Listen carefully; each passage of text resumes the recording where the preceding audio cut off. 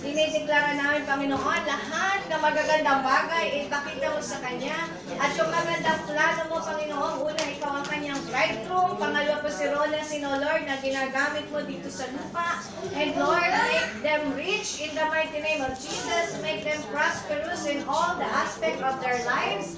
Panginoon, gamitin mo ang kanilang pagiging mag-asawa na maraming ma-inspired ng mga mag-asawahan, O God. Yung kanilang, Panginoong sitwasyon na dinadaanan ngayon, hallelujah, it is an extraordinary. You will give them a miracle in the mighty name of Jesus.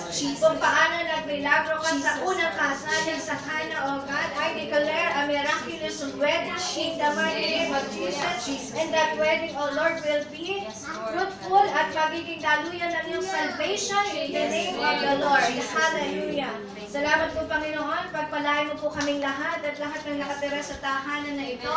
I-bless mo po ang bawat isa sa amin at taglayin namin, O Lord, lagi yung kaligayahan ng paglilingkod sa iyo, kaligayahan ng salvation, kaligayahan ng buhay, sapagkat alam namin, O God, na napakaganda ng plano mo para sa amin. Pagtibayin mo po ang lahat ng ito sa liyuhan ng iyong banal na dugo. And Lord, tonight, thank you for the joy that you are going to fill upon us. And not only tonight, but at the end of our days here on earth.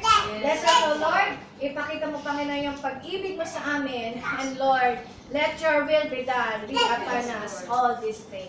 Thank you, Lord. In Jesus' name, we so we pray. Amen. Hallelujah.